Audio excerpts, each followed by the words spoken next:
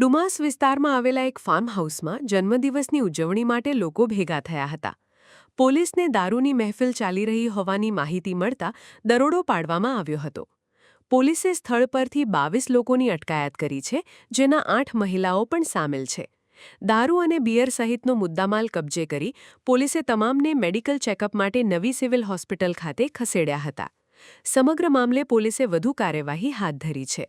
Dumas police સ્ટેશનનો staff ગતરોજ પેટ્રોલિંગમાં હતો અને બાતમી મેળવવાનો પ્રયત્ન કરેલ. તે દરમિયાન અહીં હેડ કોન્સ્ટેબલને એક રાત્રિના યોજાનાર એક જે દારૂની મહેફિલ છે એ અંગે પાક્કી ચોક્કસ બાતમી મળતા પોલીસ ઇન્સ્પેક્ટર MV પટેલ અને એમની ટીમ દ્વારા ગઈકાલે રાત્રે સુલતાનાબાદ ખાતે આવેલા બાપુજીની વાડી જે ફાર્મ હાઉસ છે ત્યાં આગળ રેડ કરવામાં આવેલ છે અને રેડ દરમિયાન કુલ 22 વ્યક્તિઓ દારૂની મહેફિલ કરતા પકડાઈ આવેલ છે. જે પ્રાથમિક પૂછપરછ દરમિયાન જણાઈ આવેલ છે કે આ લોકો જે એક લેડીની બર્થડે હતી એ બર્થડેની અંદર એના માટે આ પાર્ટીનું આયોજન કરેલ હતું. પોલીસ દ્વારા મોડી રાત્રે 2:30 વાગે આ જે ફાર્મ હાઉસ છે તે ખાતે રેડ કરીને તમામ જે કાયદેસરની કાર્યવાહી કરવામાં આવેલ છે અને જે પ્રોહિબિશન એક્ટ છે એની સંબંધિત કલમો હેઠળ ગુનો દાખલ કરીને આગળની કાર્યવાહી કરેલ છે.